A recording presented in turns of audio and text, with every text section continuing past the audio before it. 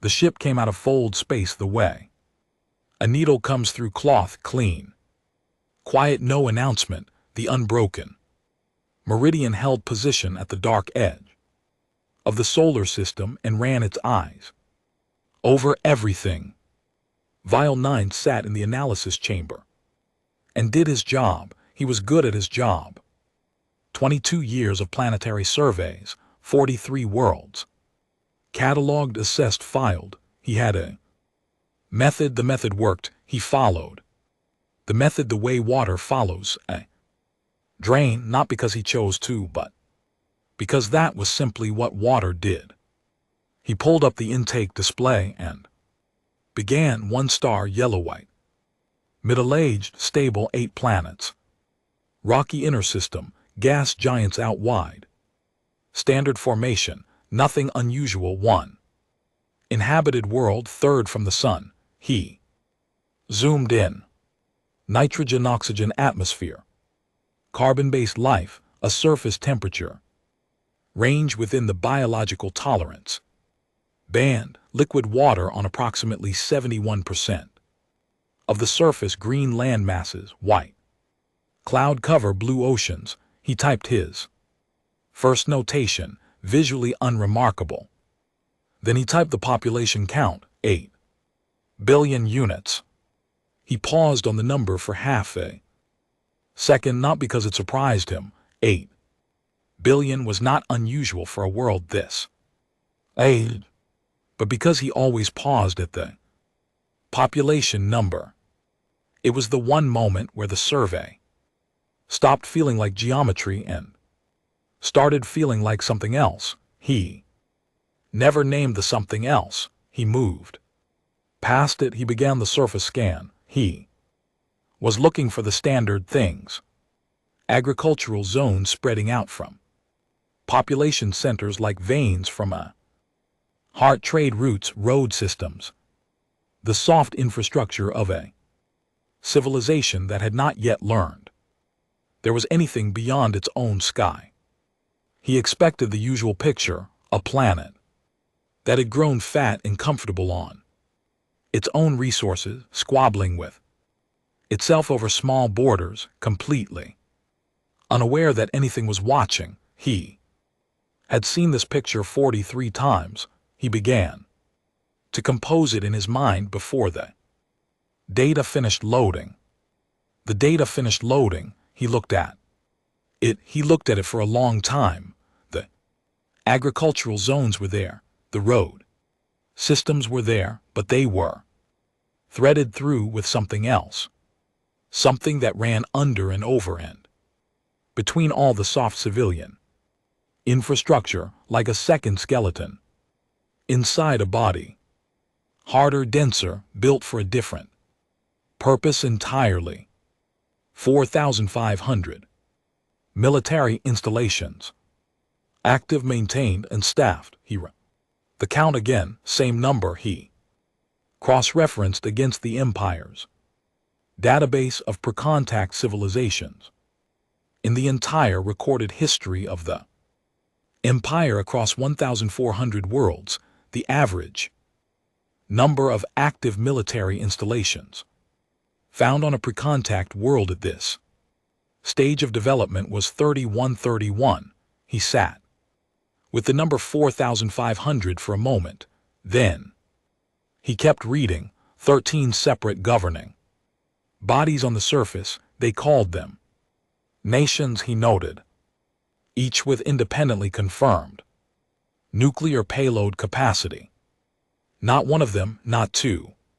13, nuclear capability.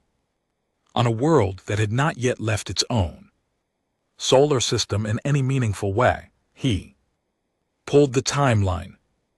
They had developed nuclear weapons 81 years ago. He stopped. In the Empire's records, just 6 species in history had achieved nuclear capability before first contact. He knew this number without looking it up. 6. It was one of the first things new analysts were taught because it was one of the most important data points in the field. 6 species, and of those 6, 3 had destroyed themselves with the weapons within a generation of building them. The other 3 had been too frightened of what they'd made to use the weapons on each other. They had held the weapons out at arm's length, terrified, until the Empire arrived and took the weight off their hands. Earth had had nuclear weapons for 81 years. They were still there. He pulled the conflict data. 37 ongoing armed conflicts active right now. While he was watching, across a single landmass they called a continent, one continent, and not even the whole planet. 37 separate wars running at the same time. His scan moved south, another continent. More conflicts, different flags, different weapons, same human bodies in the same human dirt. He moved his scan to the northern regions, tensions, deployments, troop movements along borders drawn and redrawn so many times the ground beneath them barely remembered its original shape. He sat back in his chair. The intake protocol had a specific section for threat assessment. He was supposed to fill it in now. He was supposed to assign a number between 1 and 10, 1 being no threat, 10 being immediate danger to survey vessel, and move to the next section. He opened the section, he looked at it. He pulled up the conflict history. Instead, he read for a long time, and they had been fighting for as long as they had been writing things down. Before that, based on the archaeological data, they had been fighting for longer. The weapons changed, the borders changed, the names of the wars changed. The wars themselves did not stop. He found a war that had ended approximately 108 years ago. It had lasted 4 years. It had killed 17 million people in that time. 17 million. He pulled up the record of the 23rd world the Empire had acquired. A world he had surveyed himself 6 years ago, a quiet place with gentle people who had cried when the Empire's ships arrived. The total population of that world had been 14 million. He closed that file. He opened his threat assessment section again. He typed the number 6. He looked at it. He deleted it. He typed it again. When he moved to the next section, the technology assessment took him 3 hours. He went through it carefully, the way he went through everything methodically, without feeling, applying the same standards he applied to every world. Their ships could not reach other star systems. Their fastest probes would take tens of thousands of years to reach the nearest star at current speeds. By any standard metric of spacefaring capability, they were primitive, but their weapons were not primitive. They had built weapons for every environment on their own planet.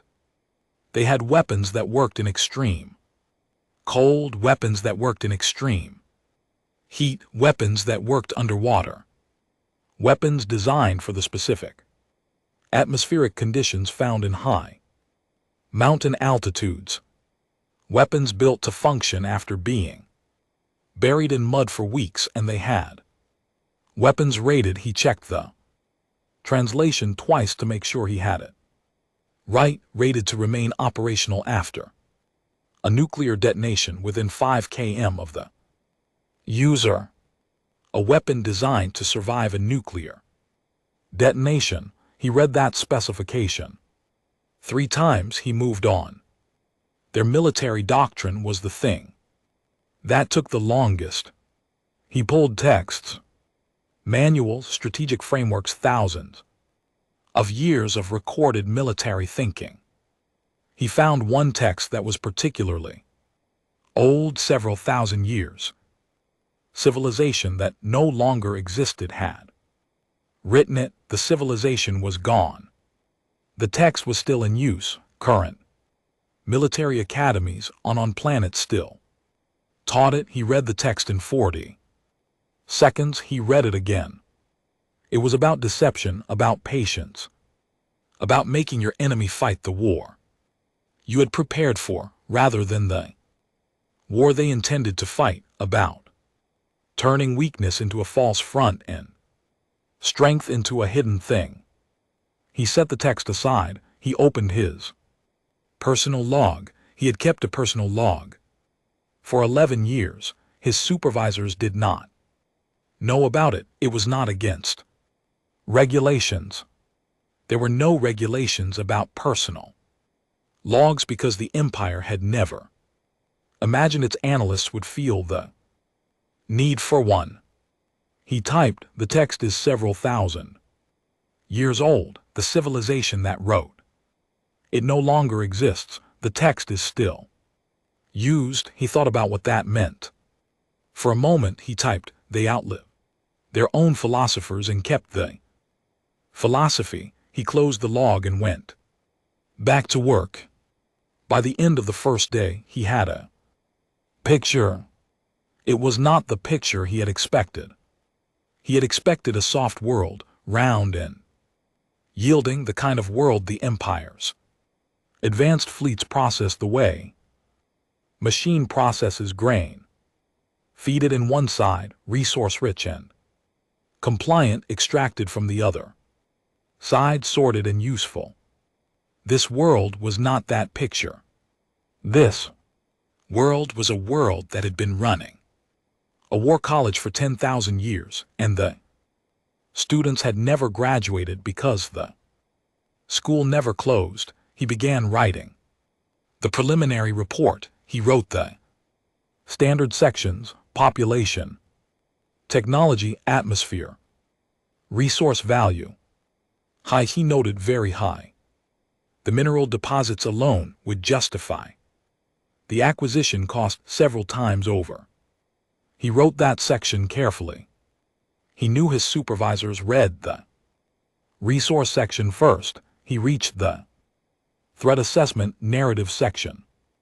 This was the part of the report where analysts were expected to give a qualitative summary of the risk involved in acquisition.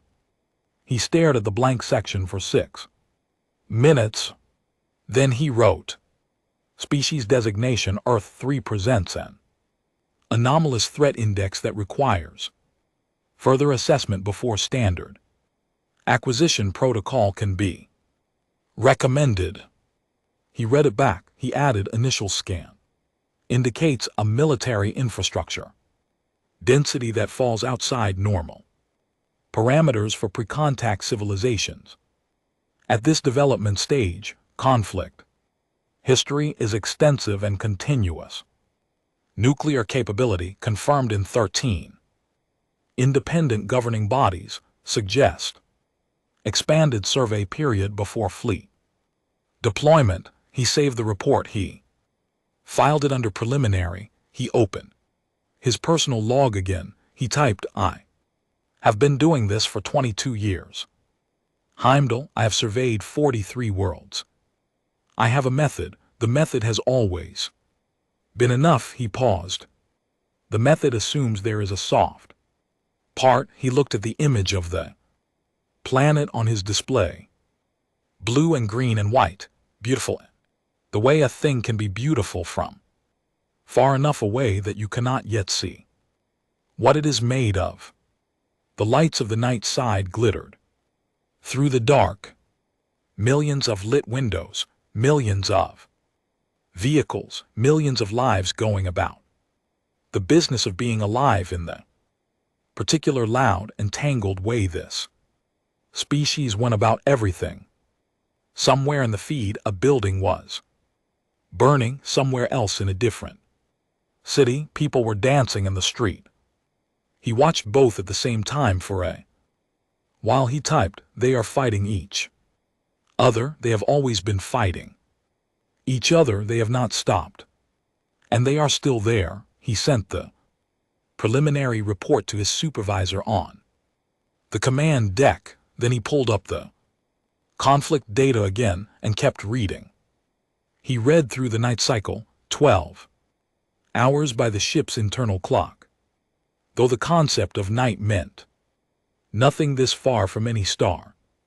He read about a war that had killed 50 million. He read about a different war that had killed 80 million. He read about a war where one side had deliberately flooded an entire region, drowning civilian and soldier alike, because the strategic math worked out in their favor. He found this last piece of information deeply troubling in a way he could not fully process, not because of the cruelty he had cataloged cruelty on other worlds, but because of the math, because some human commander had looked at a map and a spreadsheet of bodies and decided the numbers balanced and the decision had worked and the side that made it had won and the clear's throat. War had ended, and 50 years later the civilization had rebuilt itself, and the population had grown back, and the economy had recovered, and they had gone back to building things and arguing with each other and developing weapons and writing philosophy. They had won a war by drowning their own land, and then they had grown back. He opened his report again. He looked at the threat assessment section. He looked at the number 6 he had typed. He changed it to 7. He sat with that. For a while, he changed it back to 6. He told himself it was because 6 was defensible with the current data.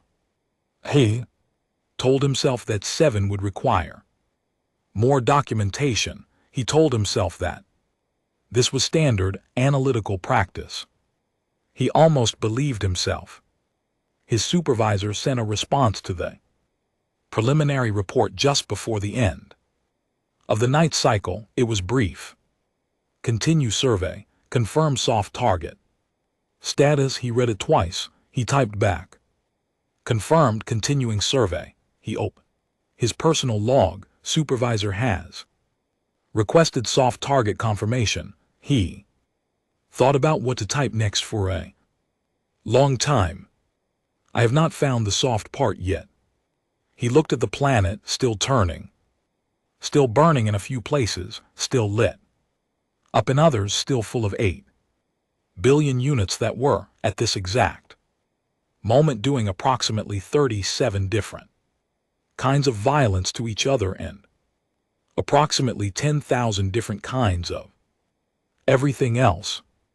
Building, cooking, loving, arguing, sleeping, waking, driving, running, laughing at things he would never understand the humor of. He set the conflict data aside. He pulled up something different, something his scan had tagged and filed as non-military low priority. He had almost skipped it. It was a signal, a human signal, not a broadcast. Not the kind of noise a civilization throws into the sky the way you throw bread to birds, hopeful and unaddressed. This was directed, narrow beam aimed at a specific point in space. He checked the coordinates of that point. It was not a star. It was not a known astronomical feature. He ran the coordinates through the ship's navigation database, the breath. Metaphorically speaking, because Veil 9 did not have breath in the biological sense, but if he had, this is when it would have stopped. The breath went out of him. The coordinates were approximate but imprecise by a margin that suggested the humans were working from inference rather than direct observation, but the direction was right. The direction was pointing within a few degrees of error at the last known position of an Empire survey ship, not this survey ship, a different one, a ship that had passed through this system 11 years ago on a routine sweep and filed a negative report. No significant civilization detected, no follow-up required, and moved on. A ship that had apparently not been as invisible as it thought they had. Spotted something 11 years ago. Something small, something easy to miss. And they had spent 11 years triangulating the direction it had come from, and now they were pointing a signal at that direction, narrow and precise and deliberate like a finger. Not a greeting, not a distress call, and he ran the signal through the translation matrix. The language was mathematical. Ratios, prime numbers, geometric sequences. The universal vocabulary of a civilization saying, "We know you are out there, we know approximately where. We have been watching." He sat with this information for a very long time. He opened his personal log. He typed nothing for several minutes. Then they are scanning back. He closed the log. He pulled up the threat assessment section of his report. One more time, he looked at the number 6. He did not change it, but his hand, four-fingered, precise, trained to certainty, hovered over the display for longer than it should have before he moved to the next section and kept working. He went deeper on the second day. That was the word he used in his log, deeper. Not a word he normally used in professional contexts. Analysts did not go deeper. Analysts expanded the survey. They widened the data set. They followed the protocol to its next section. But the word that came to him, sitting in the analysis chamber with the planet's data filling his screens from edge to edge, was deeper, like a thing you did not walk across but descended into, like a well or a wound. He accessed their data networks first. The empire had developed over centuries a set of tools for breaking into the communications infrastructure of pre-contact civilizations. The tools were very good. They were designed to work fast because fast was what the empire valued. Get in, get the data, get out, move to the next section of the survey. Vast. The tools hit the human networks and slowed down. Not because the humans had better encryption, they didn't, at least not everywhere. Some of their networks were wide open, broadcasting freely into the air, practically handing their data to anyone who reached for it. But they were layered in a way that was unusual. Open networks sitting beside heavily locked ones.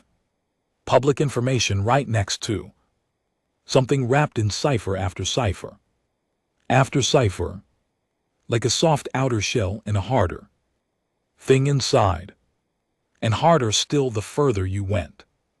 It took his tools 11 minutes to get through the secured layers. He noted this without expression. 11 minutes was longer than it should have been. He did not think about why he noted it. He began pulling the data. There was a great deal of it. Civilization of 8 billion left a large footprint in its own information systems, which he was not interested in. Most of it. The entertainment, the commerce, the private communications of individuals going about their individual lives. He filtered for military, government, strategic infrastructure. What he found kept him in his chair for the next 6 hours without moving. Their military was not one thing. That was the first thing that struck him. In most civilizations, the military was a single structure, one organization, one chain of command, one doctrine flowing from the top down, like water from a single source, clean, predictable, easy to model. The human military was not one thing. It was 13 things roughly, one for each nation that had nuclear capability, plus dozens of smaller things nested inside those things. plus semi-independent organizations that crossed national borders, like plus coalitions that existed for specific purposes and then dissolved and then reformed under different names for different purposes. Each piece had its own doctrine, its own culture, its own way of thinking about war, and they cooperated. That was the part he could not easily process. They were separate and they competed with each other and they distrusted each other. He could see that in the communication logs, in the tone of diplomatic exchanges, in the history of the alliances that had broken and been rebuilt. And despite all of that, they cooperated because they had each independently concluded that some problems were large enough that the competition had to pause. They had a word for this, a specific word in several of their languages. And the concept it described was, we are enemies, but this is bigger than that.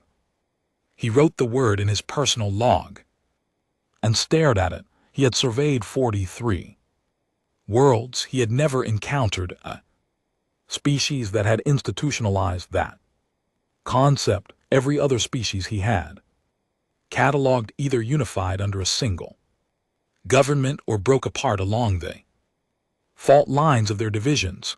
The humans had done neither. They had found a third option that should not have worked and made it work anyway, imperfectly, held together with mutual distrust in the cold understanding that they needed each other.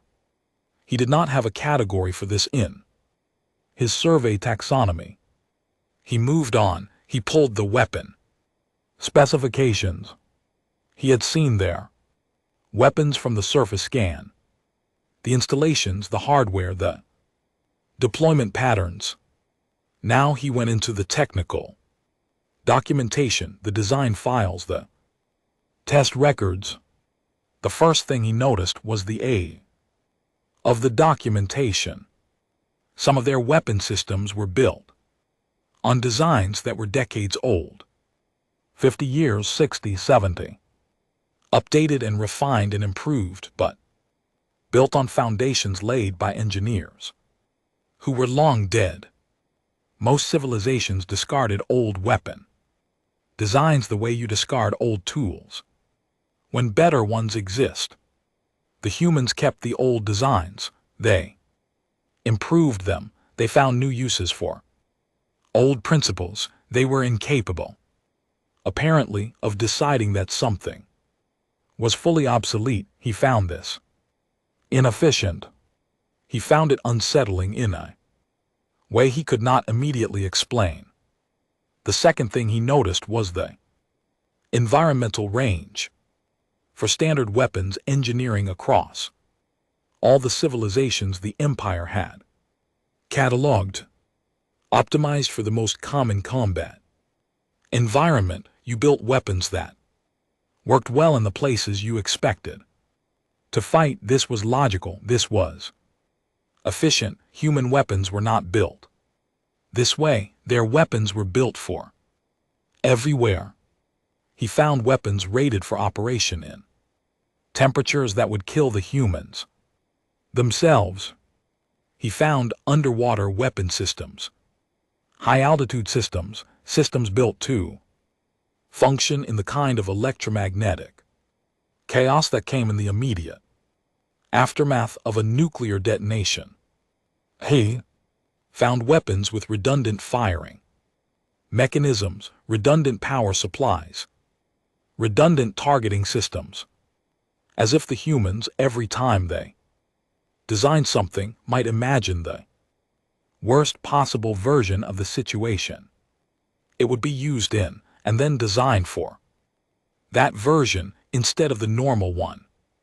He found a material specification document for a standard infantry weapon. He read the requirements. The weapon had to function after being submerged in salt water for 72 hours, after being dropped from a height of 2 m onto concrete, after being buried in sand, after being frozen solid, and then thawed after being exposed to direct flame for 30 seconds. He read that last requirement twice. They built their standard infantry weapon to survive being on fire. He sat back in his chair. He thought about the armies of the Empire, well-equipped, well-trained, drilled for the environments they expected to encounter, professional, efficient. He thought about what it meant that the humans had looked at their own expected environments and concluded everything. We expect to fight in everything. He moved to the doctrine files. This was where he spent the most time. Military doctrine, the thinking behind the weapons, the philosophy of how and why and when to fight, was what the Empire's strategic planners used to model conquest scenarios. You could have all the weapons in the world, but doctrine told you how military would behave under pressure. Doctrine was the thing that either held or broke when the fighting got bad. He read for 4 hours. The doctrine files were old, not just the current ones. He pulled historical doctrine, going back as far as the records went. He wanted to see how the thinking had changed. It had not changed as much as he expected, with the weapons changed. Every generation, the technology changed, the tactics updated, but the underlying logic, the bones of how the humans thought about war, was surprisingly consistent across thousands of years of records. They thought about war as a continuous thing, not an interruption of normal life that you endured until you could return to normal life. Not an event, a state, a permanent condition that you managed, that you prepared for always, that you assumed would come again in some form, even during the periods of relative quiet. They had a concept that translated roughly as peace is the time you use to get ready for the next war. He wrote this in his personal log. Then he wrote, every other civilization I have surveyed treats peace as the goal. For them, peace is the interruption. He stared at this, and he closed the log and went back to the data.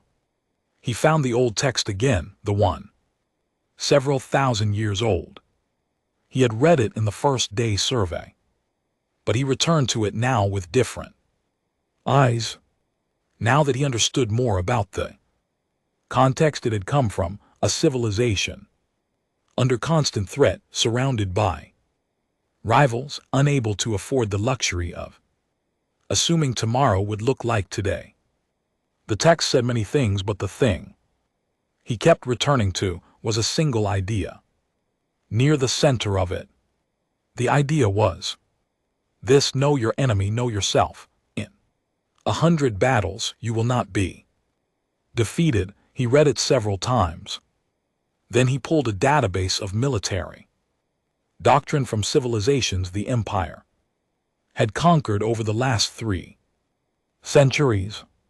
He searched for equivalent concepts, the idea of systematic self-knowledge as a strategic tool, one of the idea that understanding your own limitations was as important as understanding your enemies.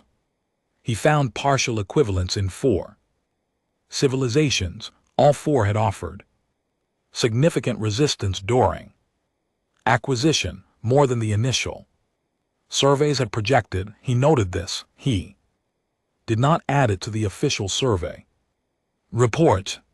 He added it to his personal log instead, which was becoming, he realized, longer than any personal log he had kept on any previous survey. He told himself this was because this world was more complex. He told himself it was a function of the data volume. He was beginning to be slightly dishonest with himself, and he knew it. And he kept going anyway. He spent the afternoon hours ships. Clock on the conflict history. He had skimmed this in the first day. Now he read carefully.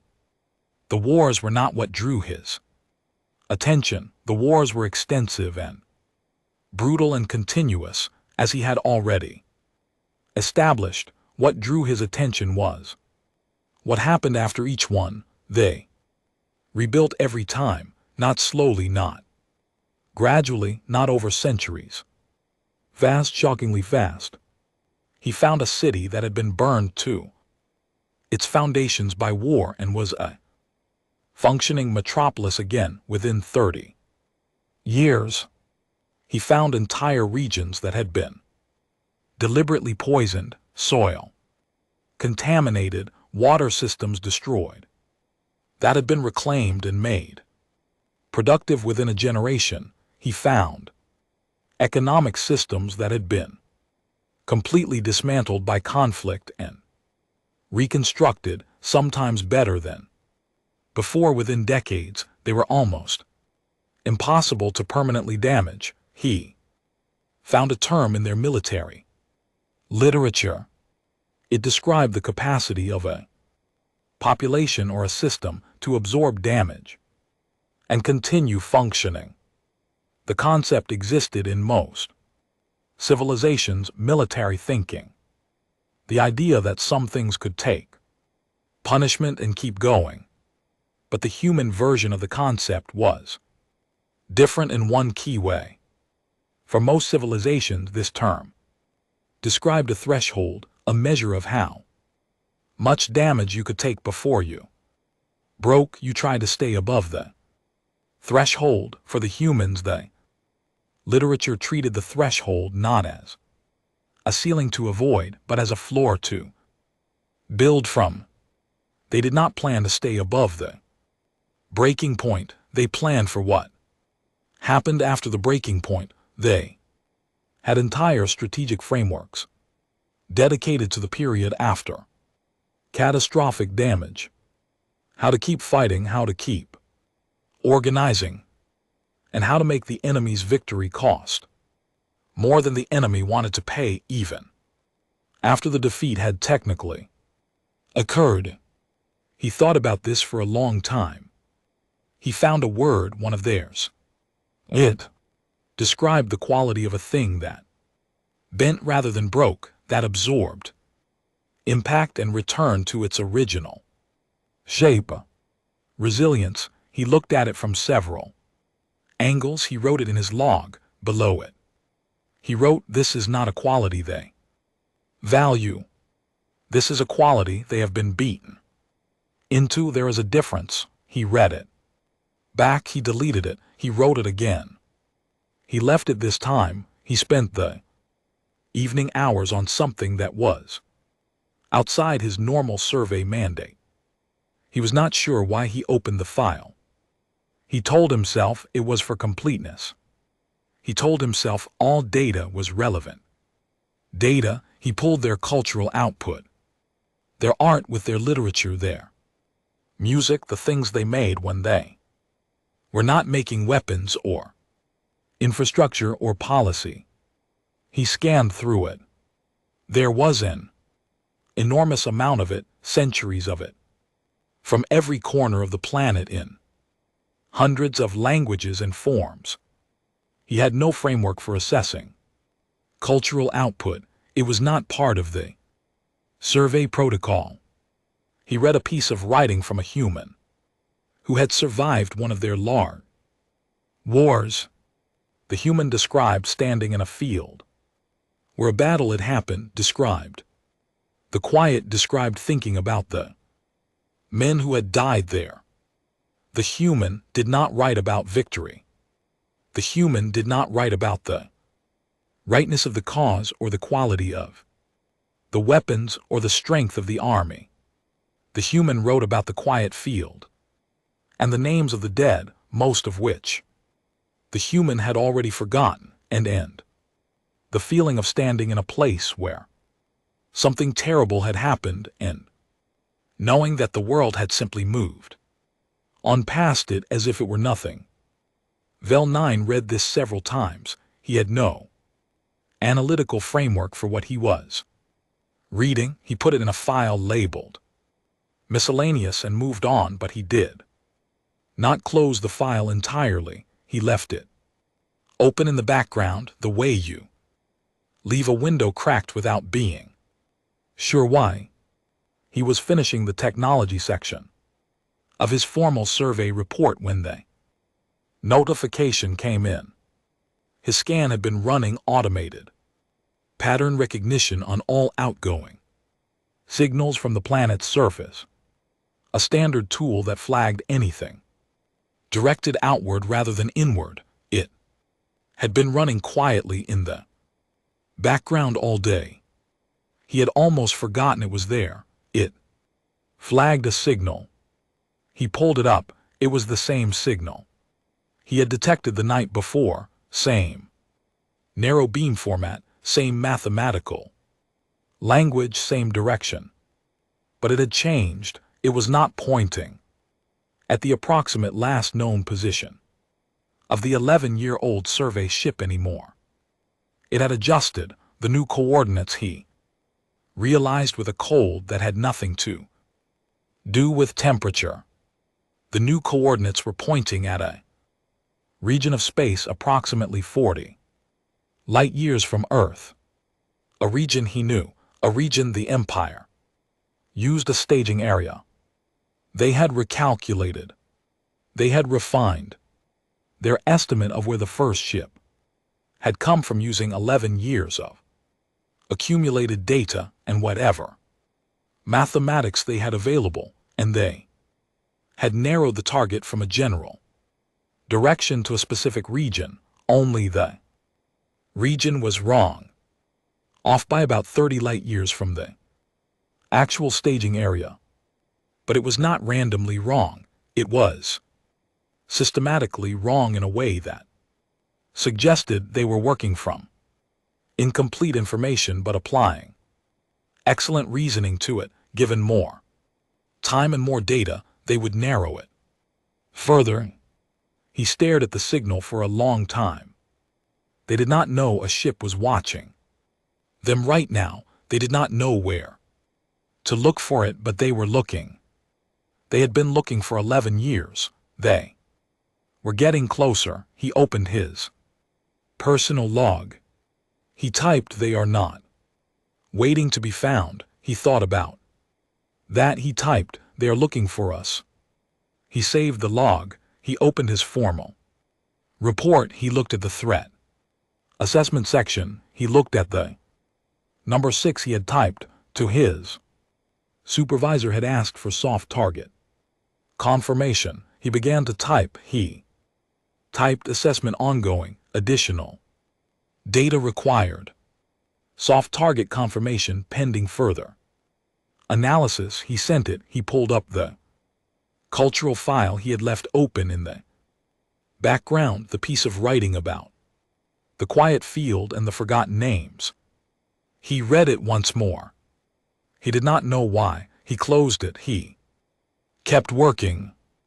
Outside the ship, the planet turned in the dark. 8 billion units going about their lives, 37 wars running, a dozen different governments keeping their hands near their weapons, the way you kept your hand near a door when you weren't sure what was on the other side.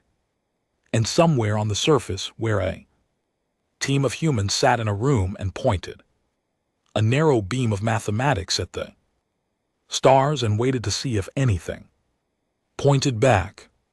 Val 9 did not point anything back.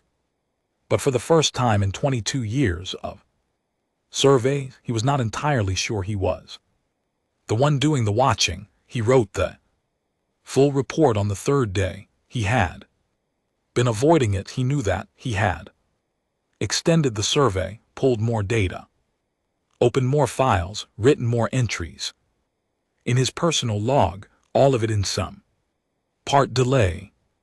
The protocol did not require a 10-day survey. The protocol required enough data to file a credible threat assessment and an Acquisition recommendation. He had enough data. He sat in the analysis chamber and he wrote the official sections went quickly: population, technology, resource assessment, atmospheric data, infrastructure, mapping, when these were the easy parts. These were numbers. Numbers did not require courage. He reached the threat assessment. Narrative, he wrote it twice. The first version was careful, hedged at every corner, qualified at every sentence, the kind of writing that could mean almost anything depending on who read it and what they needed it to say. He read it back and deleted it. It was the kind of writing that made him feel like something had gone slightly wrong inside him, the way a machine sounds when one of its components is running at the wrong speed. He wrote the second version. He wrote it plainly. He used the data. He cited the specific figures, the military installation count, the nuclear capacity, the conflict history, the doctrine files, the weapon specifications built to survive conditions their builders couldn't survive in. When he wrote about the resilience patterns, he wrote about the signal his scan had detected. He wrote about the 11 years of systematic observation the humans had already conducted. He did not write his personal log in the report. He did not write about the quiet field or the forgotten names or the word resilience and what it meant that a species could be beaten into equality rather than born with it. He kept those things in a separate file, but he wrote the truth about the numbers, all of it. At the end of the narrative, he wrote his recommendation. He wrote standard acquisition protocol is not recommended. At this time, the target civilization presents a strategic complexity that exceeds current fleet deployment parameters. A full strategic assessment by senior command is recommended before any acquisition timeline is established. He read it back. He sent it. He then opened his personal log and wrote one additional line separate from everything in the kind of bare language that came when you had run out of the energy to make things sound less than they were. I have written the most important report of my career. I do not know if anyone will read it. He closed the log and waited. The report arrived on the desk of his direct supervisor, a second cast analyst named Vorth 4, within seconds of being sent.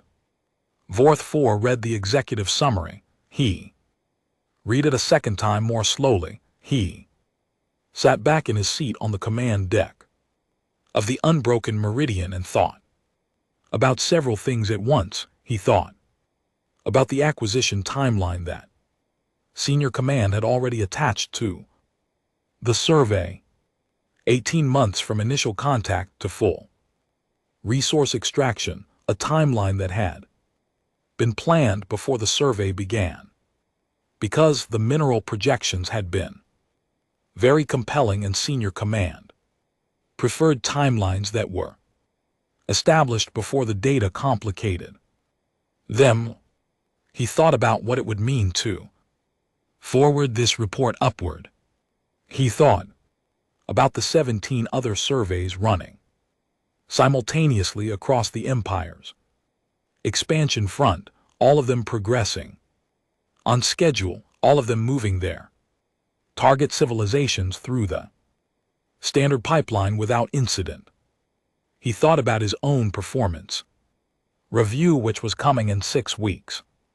He forwarded the report to the senior analysis desk with a note that read, analyst recommendation included, review requested. The note was technically accurate. It said nothing about what the recommendation was.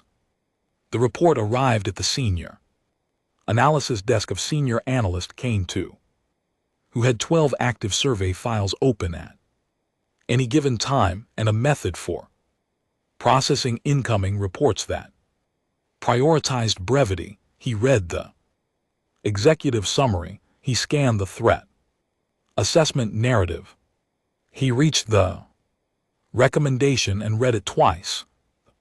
Second time with the expression of a person who has found something unexpected in a place they had every reason to expect nothing unexpected. He pulled up the resource assessment section, the mineral projections, the strategic value calculation. He looked at the threat assessment. Number 6. Not high, not even in the upper range.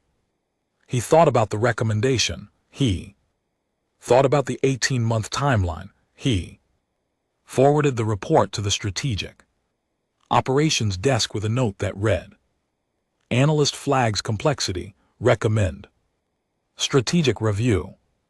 He did not include his own opinion of the analyst recommendation. He had been in this position long enough to know that you did not attach your name to a recommendation that disrupted a timeline that senior command had already blessed. You forwarded it upward and let someone else's name be the one attached to the disruption. He moved on to the next file.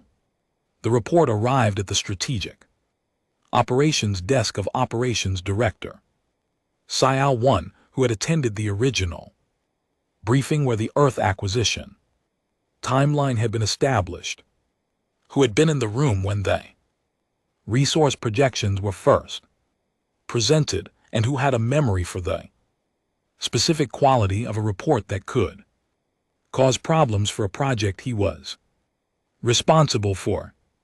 He read the full narrative this time. All of it. He was a careful reader. He understood numbers. He understood what the numbers in the report were saying. He sat with it for a while, then he wrote a response to the survey vessel. Threat assessment noted, confirmed soft.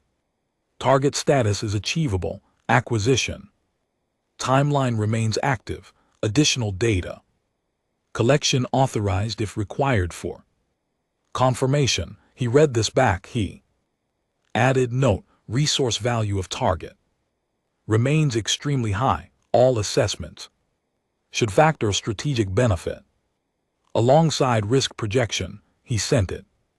He filed the report in a subdirectory of the Earth Acquisition Project folder, 3 levels deep under a category marked Supplemental Analysis. He moved the acquisition timeline forward by 2 weeks.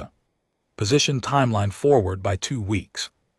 Because in his experience projects that develop complications move faster when you push the timeline tighter rather than slower. Urgency was a very good cure for hesitation.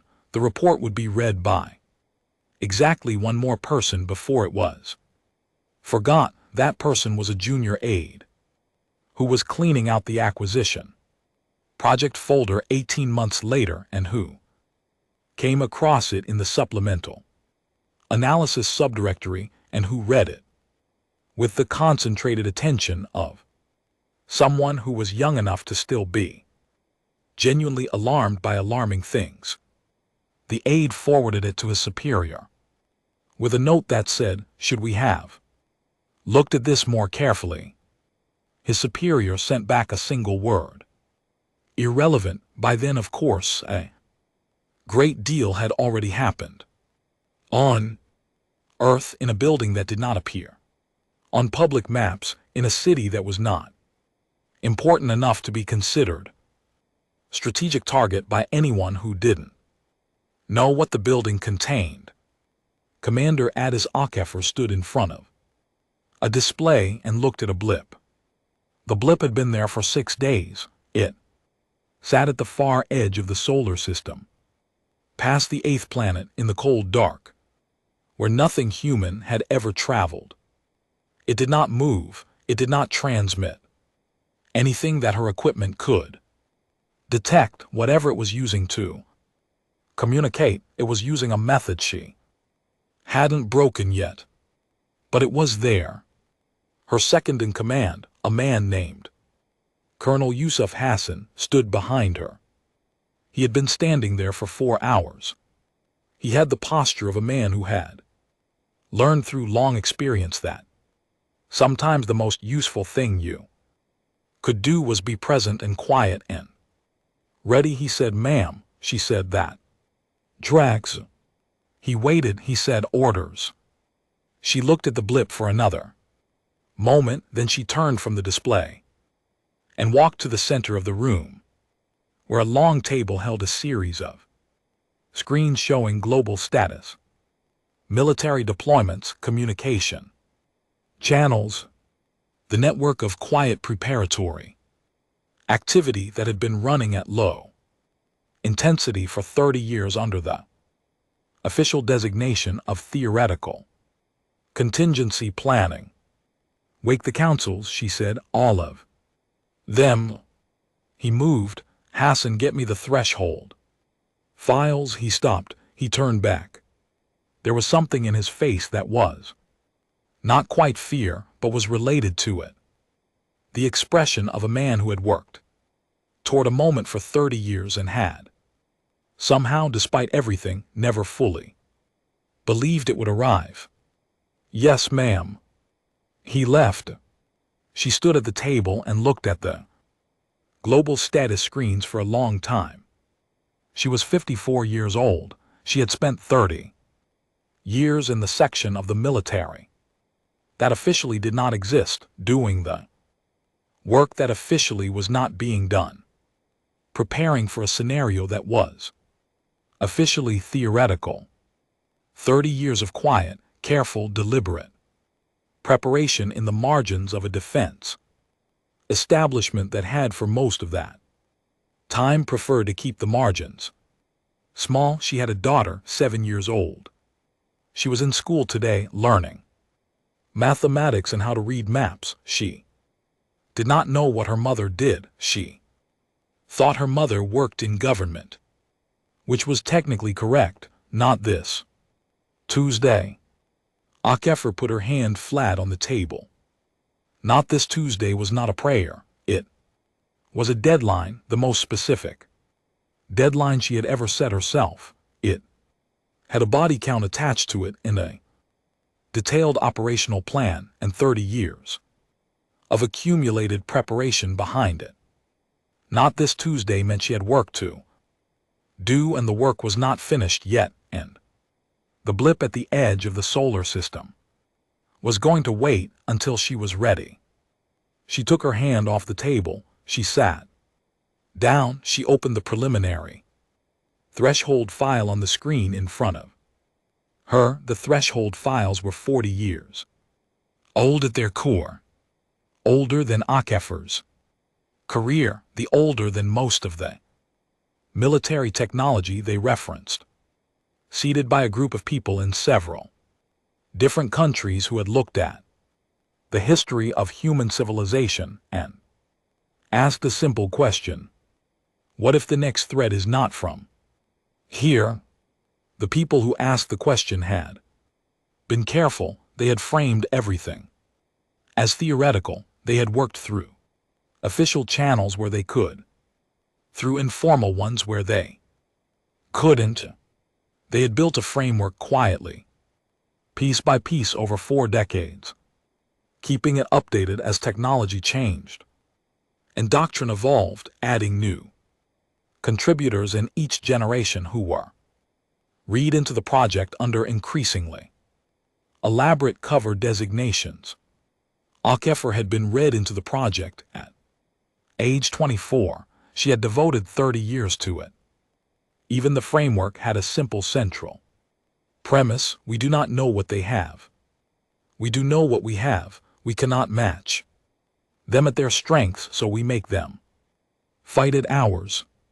The files did not assume victory. They never had. The people who built them were too honest for that. What they assumed was cost. Specifically, they assumed that any hostile civilization capable of interstellar travel would be, operating on a resource calculus that the decision to acquire a planet was ultimately an economic decision, and that economic decisions could be made unprofitable. You did not have to win, you had to make. Winning cost more than it was worth. Akafar had spent 30 years turning this premise into something operational, specific, detailed, a globally coordinated doctrine for making the acquisition of Earth a transaction that no rational empire would choose to complete. She knew it was not perfect, she knew there were scenarios where it failed. She had run those scenarios, she had run them many times, she had lost sleep over some of them, but she had also run the scenario where nothing had been prepared, where humanity met its first contact with 30 years less work behind it, with the threshold files still theoretical and the council still asleep and the global coordination network still informal. She preferred the current scenario. Hassan returned, he set a physical drive on the table beside her screen. The threshold files in their complete form, accessed through a system that was not connected to any external network. And because some things you kept behind walls that nothing could reach through. He said, the councils are responding. Most should be patched in within the hour. She nodded, he hesitated, he said, do you think it's a scout? She looked at the blip on the main display, steady, patient, not moving. Yes. Do you think they know we've spotted them? No. Should we tell them we have?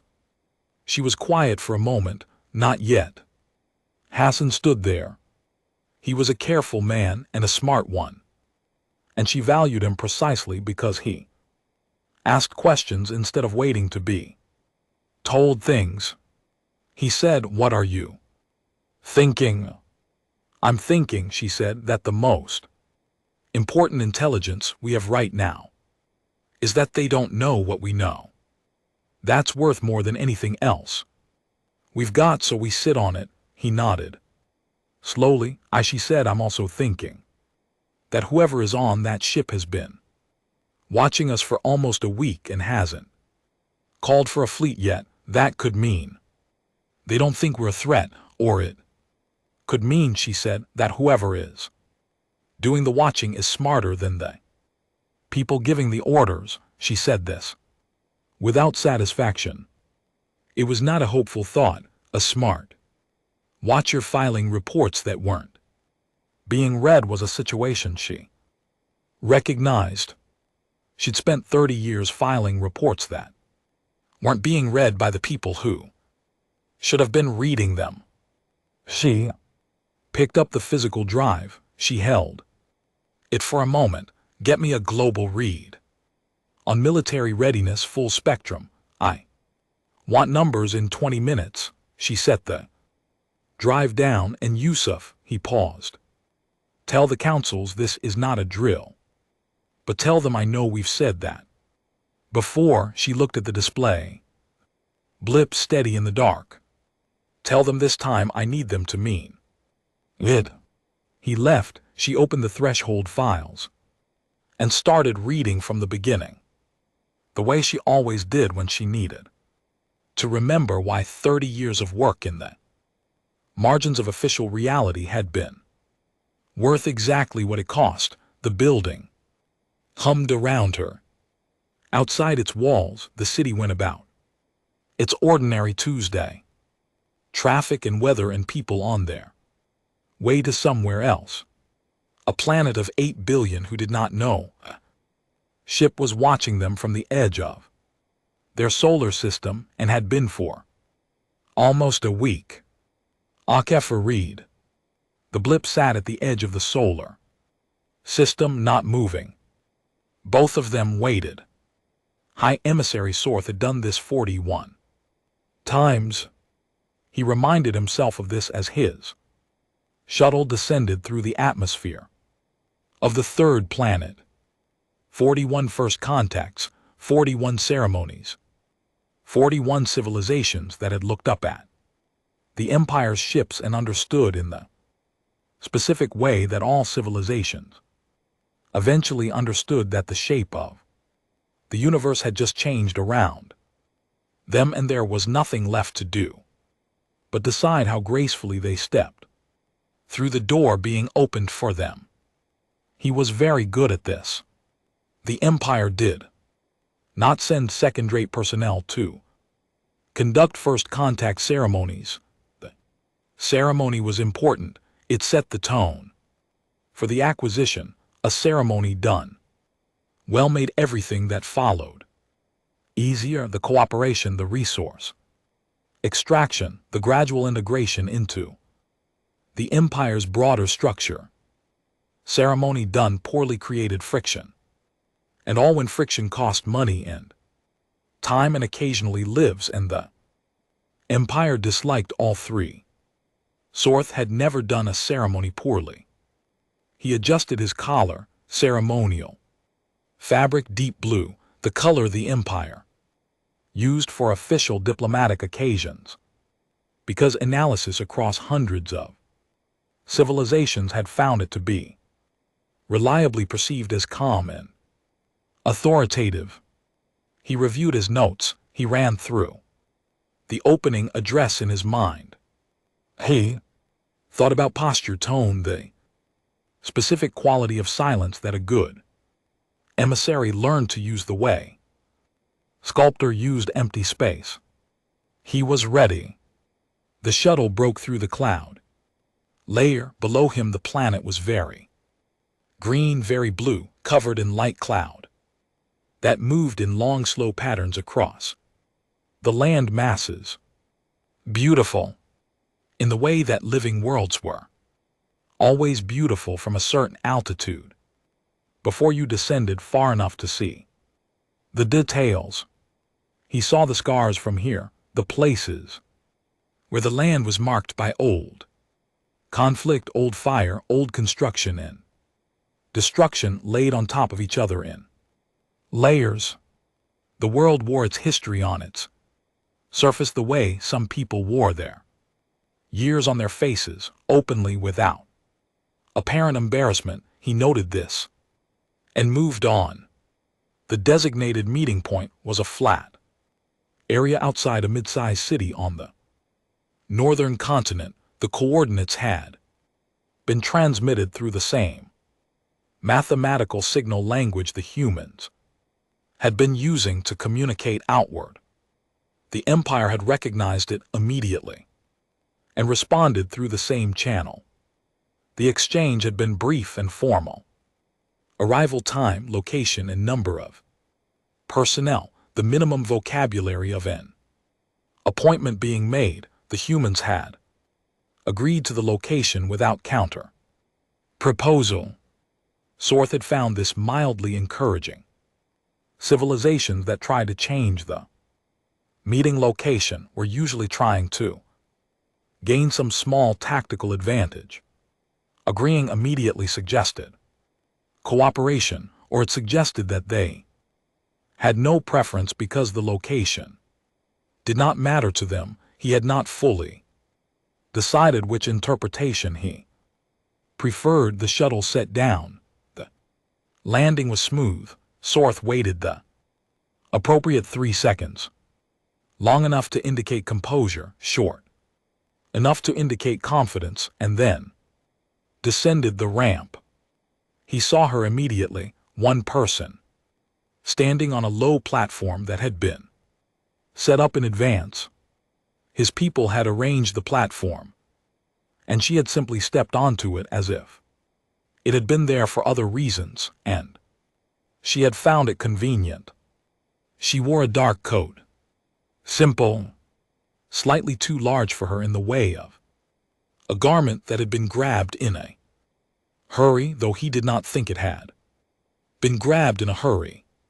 He thought it had been chosen very deliberately to look like it had been grabbed in a hurry. No honor guard, No display of weapons or military personnel. He could see figures at the perimeter. Distant, not aggressive, positioned more like observers than defenders. She had come alone to the platform, which was either a significant sign of confidence or a significant miscalculation of the moment. He looked at her face. She was looking at his shuttle with the expression of a person watching a bus arrive, so specifically a bus that was running slightly late and for which she had been waiting long enough to have moved past anticipation into the quieter country of simply waiting. He walked toward her. She watched him cover the distance without changing her expression. He stopped at the appropriate ceremonial distance, far enough to indicate respect for her space, close enough to indicate this was a conversation and not a transmission. He gave the opening greeting in his own language, then its translated form, then the mathematical bridge language they had been using in the signal exchange, moving through all three the way he always did at first contact, establishing the baseline of communication before proceeding. This part of the ceremony was important. It showed care. It showed the Empire understood that communication mattered. She let him finish. Then she said, him, and GT, clear his throat. And GT, one sound alone. He processed this. I appreciate the welcome, he said in the translated form. I'm sure you do, she said. Her voice had the quality of a person who spoke carefully, not because they were uncertain, but because they had decided that precision was more efficient than volume. She was looking at him with a directness that he noted. Most first contact counterparts looked slightly past him, or at his collar, or at the shuttle behind him. She was looking at his face, specifically at the area around his eyes, which in his species was where most involuntary expression occurred. She was reading him. He proceeded to the opening address. He had given it 41 times. It was a good address. It spoke of the Empire's history, 2,000 years of expansion and 800 worlds, integrated the combined knowledge and resources of hundreds of civilizations, working in coordination. It described the process of integration, the way a newly acquired world moves through stages, first contact to full membership, and what each stage involved, and what it offered. It described the alternatives briefly in the measured tone of someone describing weather rather than making threats. He spoke for approximately 4 minutes. She listened without moving, without nodding, without the small behavioral signals that most species used to indicate they were processing and following. She stood still and listened with her full attention, and when he finished she was quiet for a moment. She said. He waited. She reached into the coat and took out a small flat device. She looked at it. Or she said, we've had a chance to look at your fleet composition. He did not react. He was very good at not reacting. She read from the device, fleet designation, ship classes, approximate weapon load per vessel, deployment, formation at current position, a position that was supposed to be classified at a level his own junior personnel didn't have access to. She read the numbers in the tone of someone reading a grocery list. When she finished, she set the device down at her side. You've got good material, she said. We've had worse Tuesdays. He stood in the quiet of the open ground and felt the ceremony shifting under him the way ground feels before it moves. He recalibrated. This was what he was trained for. Civilizations that push back in the early stages of the ceremony required different approach, firmer framing, a clearer consequence, the second phase of the script that addressed counterparties who needed additional context before they could accept their situation.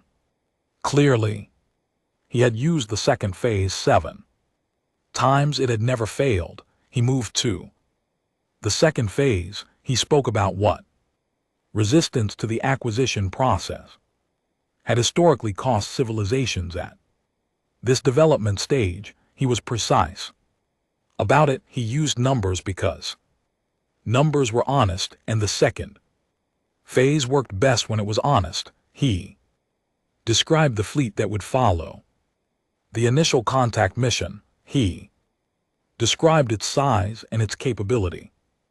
He was not unkind, he was clear. She listened. When he finished, she said, "Can I show you something?" She did not wait for his answer.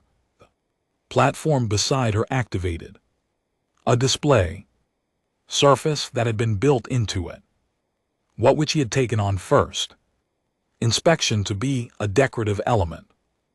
It was not decorative, it showed a tactical summary that was dense with figures and projections and positional data. He looked at it for a long time. It was an analysis of his fleet, not just the composition she had already described. This was deeper. This was a projected engagement model. It took the Empire's fleet as it was currently deployed and ran it against a set of Earth-based responses and produced at the bottom a column of numbers that he recognized immediately as casualty projections and cost estimates. The projections were not favorable to the Empire, not catastrophically unfavorable. He had the fleet advantage, the technology advantage, the sheer weight of an empire that had conquered 800 worlds. The model acknowledged this, and it did not claim the humans could win a direct engagement. It did not pretend the numbers were anything other than what they were, but it showed with the cold clarity of math that had clearly been worked on by very careful people for a very long time, the specific point at which the cost of the acquisition exceeded the value of the acquisition. It showed how the humans intended to reach that point, not through victory, through a specific calculated kind of loss that kept costing the attacker money and ships and personnel long past the point where a normal civilization would have stopped. It showed 37 different variations of this calculation. Each one accounted for a different scenario, different fleet sizes, different attack vectors, different timelines. Each one ended at the same place. The math problem said, "Here is how expensive we intend to be." He looked at her. She was watching him read. She was not looking at the display. She was watching his face, specifically the area around his eyes again, reading whatever she could find there. He said, "Because the ceremony was clearly not proceeding along its standard lines, and he needed to understand the shape of what was happening. You've prepared for this for us.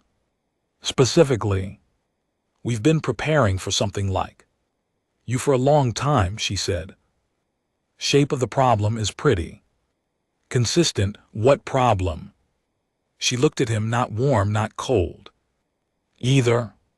The look of a person who is describing fact that has been true long enough to stop feeling like news. "Someone always comes," she said.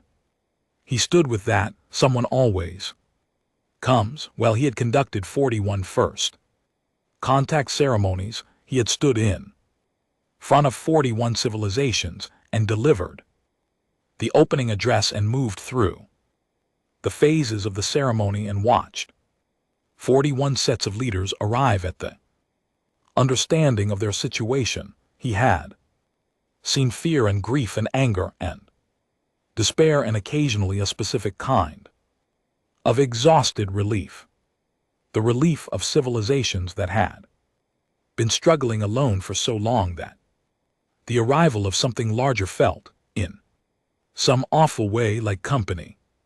He had never stood in front of a civilization that had been expecting him, not him specifically, he understood that, but the category of him, the kind of him, the clear's throat thing he represented, an outside force arriving with resources and intent and a specific expectation about what was going to happen next. They had looked at the history of their own planet, and they had looked at the pattern, and they had said, if it keeps happening here, it probably happens out there too. And if it happens out there, it will eventually happen to us. And they had started preparing. He thought about the 40-year-old framework her intelligence service had described to him in a briefing summary he had been handed before the ceremony, a briefing summary that his own intelligence team had been alarmed to find existed because its existence meant the humans had a level of strategic coordination that was not supposed to be present in a category 4 pre-contact civilization. He thought about what it meant that they had been working on this for 40 years. He thought about the signal they had been directing outward for 11 years, about the one that had been quietly narrowing in on the Empire's position. He thought about the way she was standing still, unhurried, as if she had as much time as she needed because she had already done the time-sensitive work, and what remained was simply this conversation. He said, "Your analysis of our fleet." "Yes." "The numbers at the bottom." "Yes." "You understand what they mean." "They mean," she said, "that winning is expensive and that we intend to make sure you know the price before you decide whether you want to pay it." He was quiet. She was quiet. The wind moved across the open ground. Between them, behind her, somewhere in the middle distance, he could hear the sound of the city, traffic, voices, the low continuous hum of 8 billion lives going about their business, when he had the peculiar feeling of standing at the edge of something very large without being able to see the bottom of it. "You're not asking us to leave," he said. "No. You're asking us to recalculate," she said. "I'm showing you a math problem. What you do with it is up to you." He thought about the ceremony, the script, the phases. He thought about the 41 times it had worked and the specific quality of the confidence he had boarded the shuttle with, the well-maintained confidence of a professional who had never had his tools fail him. The tools were still there. The ceremony still existed. He could proceed to the 3rd phase and the 4th and the 5th. He could summon the fleet. He could proceed exactly as the protocol dictated. The math problem would still be sitting at the bottom of the display when he did. He said, "I need 48 hours. She looked at him. Something moved in her face, not surprise, not satisfaction, a very small shift that might have been, if he was reading her correctly, a particular kind of recognition, the recognition of a professional watching another professional arrive at the same conclusion from a different direction. "Granted," she said. He turned and walked back toward the shuttle. He kept his posture correct, his pace measured, his expression composed. He had 41 ceremonies behind him, and he knew how to Leave a space well, but he was thinking about the bottom of that display. The number at the end of 37 different calculations, the same number 37 times. He was thinking about what it meant that they had run 37 scenarios, that they had that many scenarios ready. When that someone had sat in a room or many rooms across many years and imagined 37 different ways this conversation might go and prepared mathematical response to each one. He was thinking about the old text, the one several thousand years old that Val 9 had mentioned in the report that Sarath had pulled from the supplemental subdirectory during the transit to Earth. He had read Val 9's report on the shuttle, all of it. He had read it carefully. He had not told anyone on his team that he had read it. The text said, "Know your enemy." He was beginning to understand, walking back across the open ground in the wind of a world that was not his, that for the first time in 41 ceremonies, he was the one who had arrived without having read the relevant material. He reached the shuttle. He stepped inside. Could he close the door behind him? His protocol officer looked at him with a particular expression of someone waiting to be told that everything had gone as expected. Sarath sat down in the transit seat. He looked at the floor for a moment, then he looked up. "Get me a full relay to command," he said. "Priority channel." "Yes." "Emissary, how shall I characterize the contact for the transmission header?" He thought about this. "Complicated," he said. The protocol officer did not know what to do with this. He typed it anyway. The shuttle rose from the platform. Through the small port window, Sarath watched the woman on the platform get smaller as they climbed. She did not watch the shuttle leave. She had already turned back to her display. She had more work to do. He found that he was not surprised. He sat in the shuttle and thought about the number 37 in the math problem, and the old text, and the 40 years of preparation, and the 11 years of observation, and the words she had used. Someone always comes. And he tried to find the category in his professional experience that fit what had happened on that platform. He could not find it. That was also, he realized, something she had probably anticipated. The command chamber on the Empire's regional flagship was a cold room, not in temperature.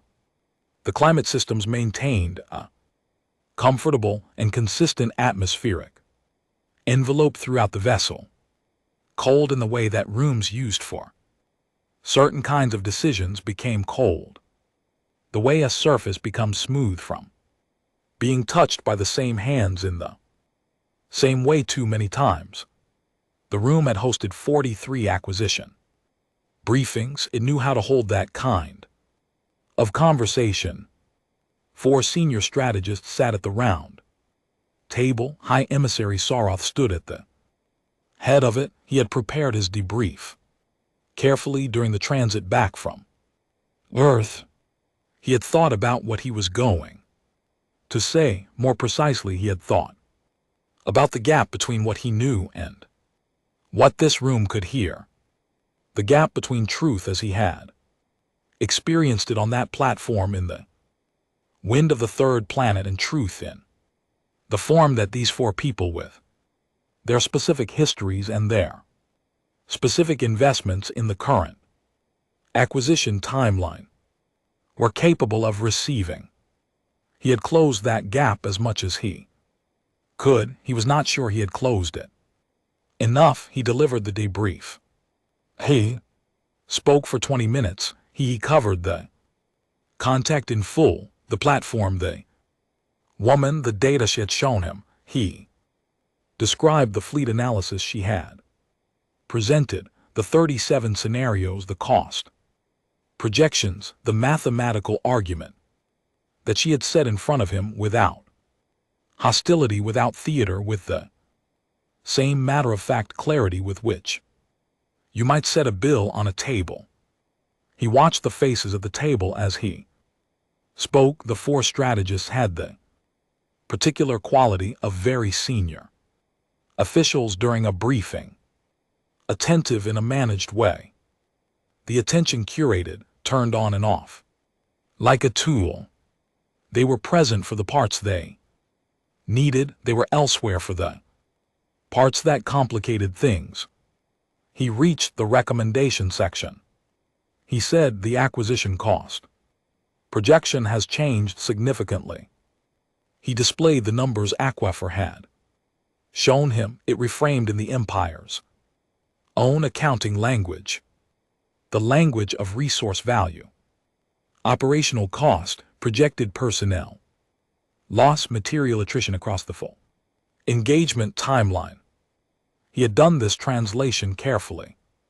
During the transit, her numbers were good. He had checked them against his own ship's tactical databases and found that where she had made assumptions, her assumptions were conservative rather than generous. She had not inflated the projected costs. She had, if anything, underestimated them. The room looked at the numbers. The eldest strategist, a woman named Commander Selter, who had been present at the original briefing where the Earth acquisition had been proposed and who had been the one to bless the 18-month timeline, looked at the numbers for a long time.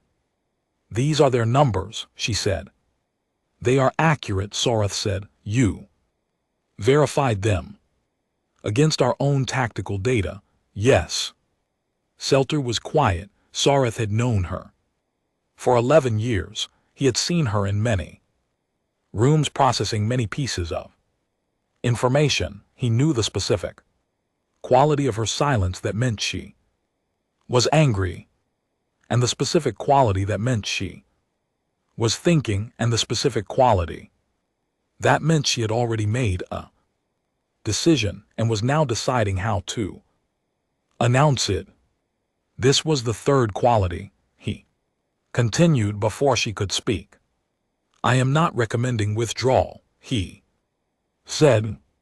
The room shifted slightly. He had their full attention now. The real attention, the uncurated kind. I am recommending reclassification. He looked at the display. Category 4 is not accurate for the civilization. The correct category requires a new designation. The youngest strategist, a man named Analyst Prime Verith, who was present because he was Selter's deputy and who was young enough to still ask questions before he had decided what the answers were, said, what designation? Sorath said, one that reflects the correct strategic complexity. Verith said, which is what? Sora looked at him. They have been at war with themselves for 10,000 years, Sora said. They have nuclear weapons and have had them for 81 years and have not destroyed themselves. They have active conflict running on 37 fronts on a single continent. They have military installations that number in the thousands. They have weapons designed to function after nuclear detonation within 5 km of the user. He paused. And then they have spent 40 years building a specific strategic doctrine for this exact scenario, not a general defense posture, not a standard planetary defense system, a specific, coordinated, globally unified doctrine designed for a first contact acquisition attempt by a technologically superior civilization. The room was quiet. They were expecting us, Sora said. Not us specifically, the category of us. And they used the time before we arrived to prepare. Selter said. Every world prepares some form of defense. No, Sora said simply, they don't. I have conducted 41 first contacts. I have never stood in front of a civilization that had run 37 scenarios for the conversation I was about to have with them. The room sat with this. What Selter said.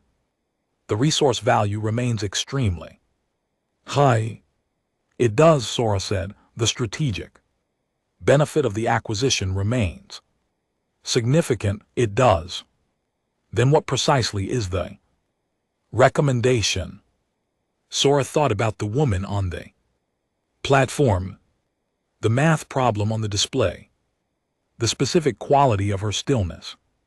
Not passive, not resigned, but the stillness of someone who had already done the preparatory work and was now simply present for the outcomes of it.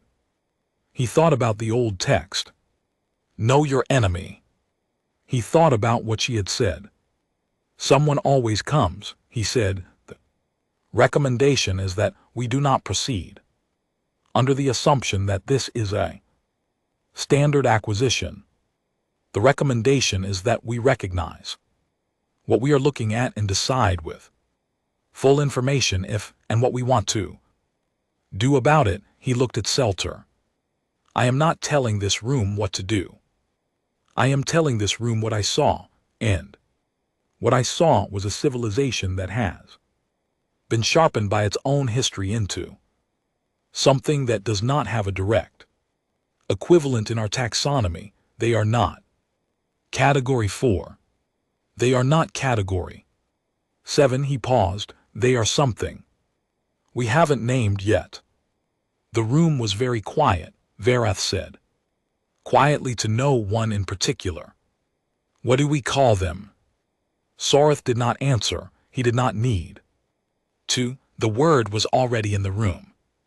It had been in the room since he put the numbers on the display.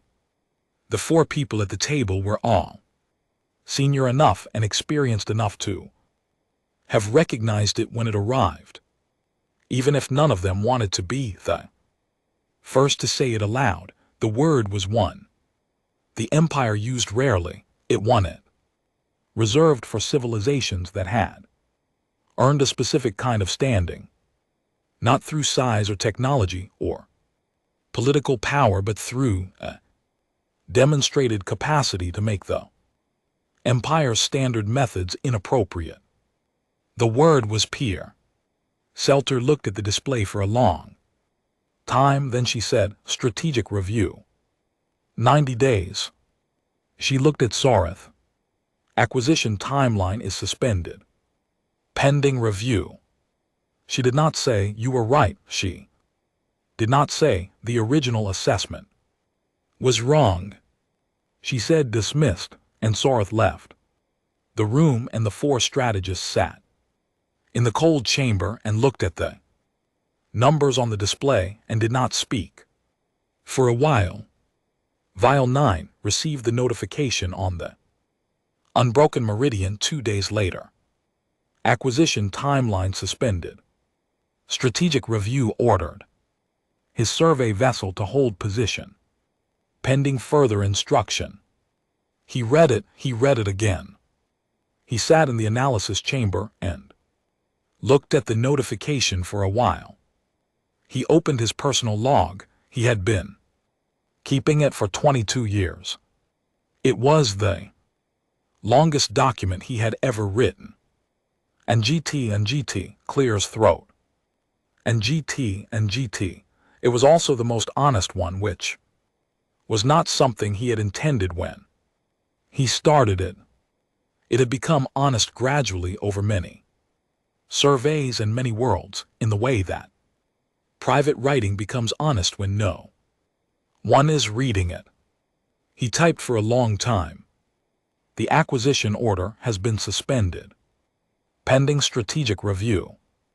The review will take time, long enough, probably for them to continue the preparations they have been making for 40 years. I believe this is what they intended. when she showed him the math problem. Not to frighten him away, to buy time. He paused. I reviewed their history one final time. Before closing the survey file, I was looking for the thing I missed. The soft part, the place in the record, where they stopped or rested or decided that what they had built was enough and they could set the building down.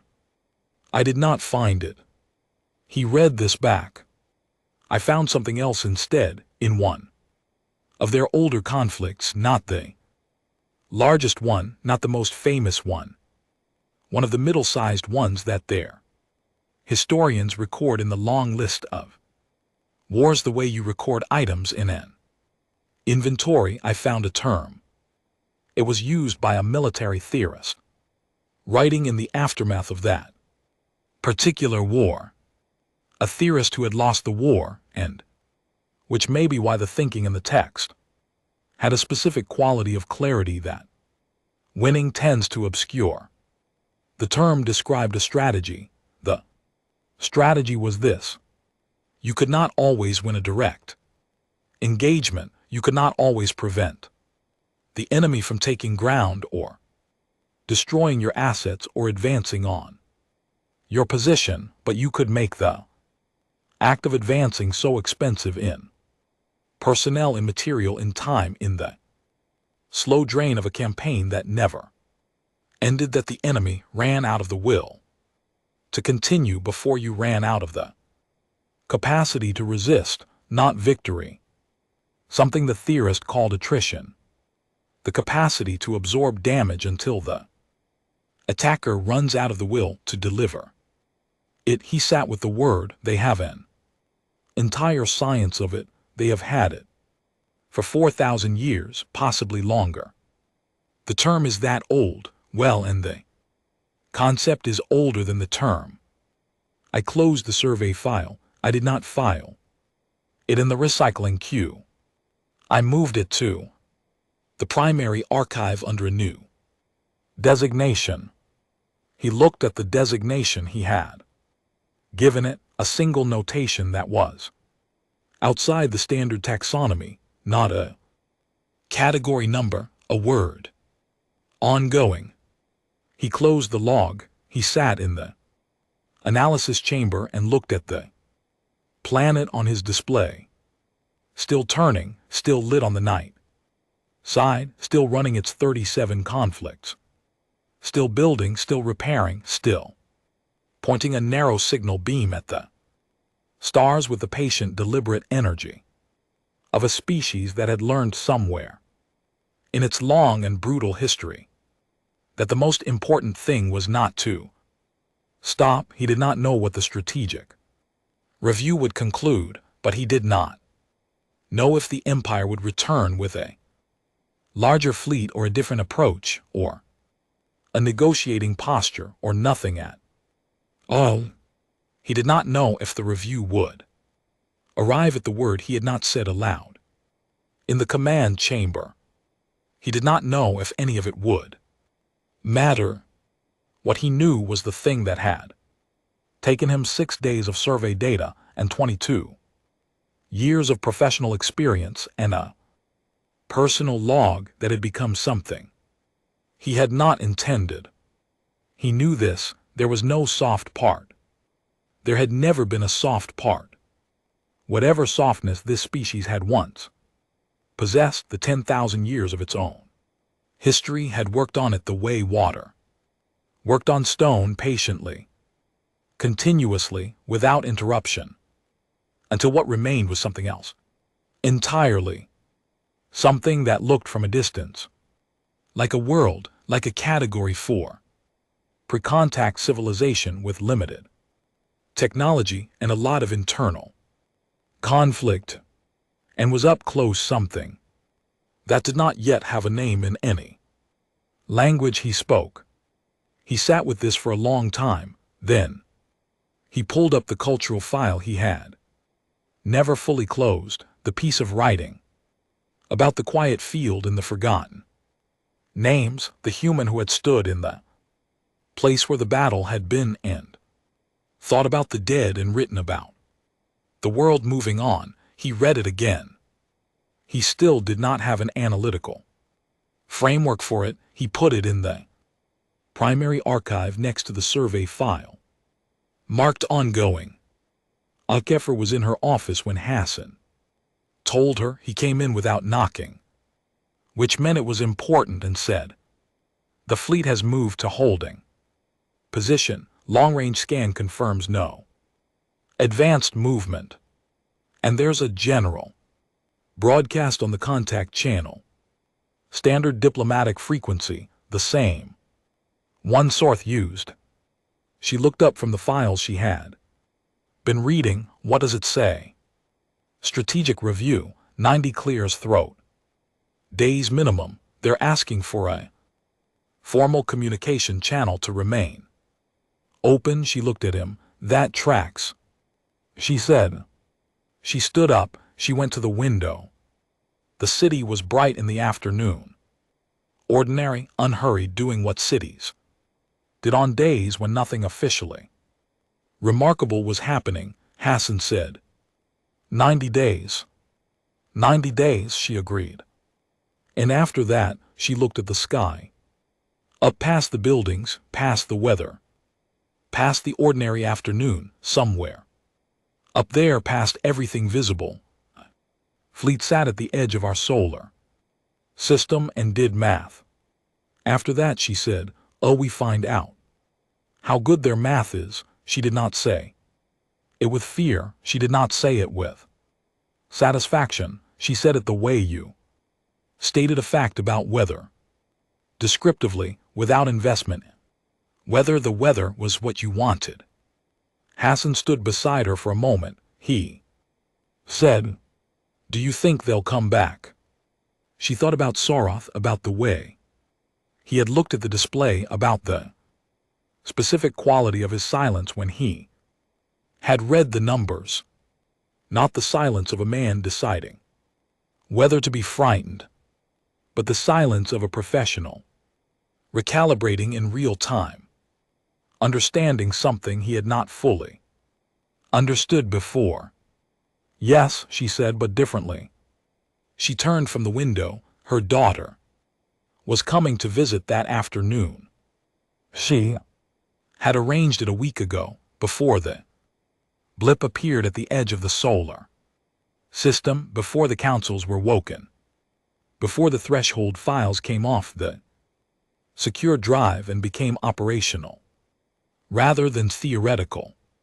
She had arranged it because her daughter was 7 and the visits were getting harder to schedule, and she had a rule, not official, not written down anywhere, but real, that certain things did not get canceled for work. She picked up her coat from the hook beside the door. Hassan said, "There's still the coordination brief at 1600.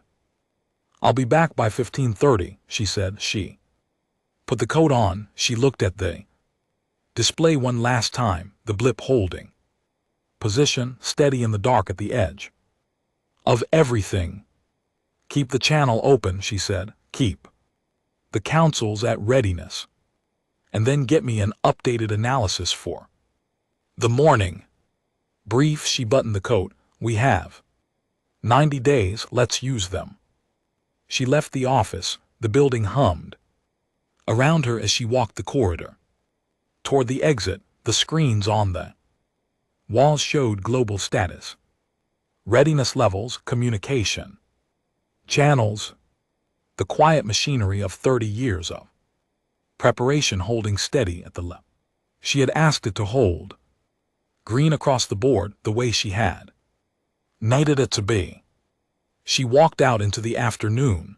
The city was loud and warm and full of people who did not know what had happened in the last 6 days and would not know for some time yet.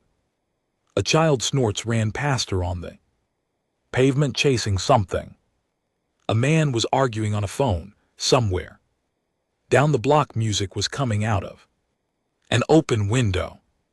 As she walked 3 blocks to the school, her daughter was waiting at the gate, 7 years old, a coat slightly too Big for her because she had grown since September, and the replacement coat was still on order. She was carrying a drawing she had done in class, held flat in both hands, carefully, the way children carry things they are proud of. Akefir crouched down. "What did you make?" Her daughter held out the drawing.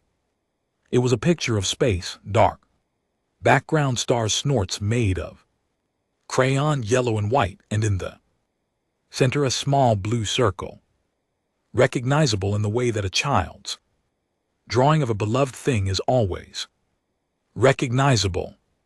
Not precise but true. Earth, just Earth, no ships, no fleet at the edge, no blip in the dark, just the planet, small and blue and drawn with the particular careful love of someone who is still at the age where the world is the size of the things you can see. Akefir looked at it for a moment. "It's beautiful," she said. Her daughter beamed. They walked home through the ordinary afternoon, the drawing held between them, the city loud and warm and continuous around them and above it, all past the weather in the sky and the long dark between stars. A fleet held its position and ran its numbers and decided what a civilization was worth. Akefir held her daughter's hand and walked. She was not afraid. Whether that was the bravest thing about her or the most damaged, the story did not say. It left that in the reader's hands, where it had always belonged.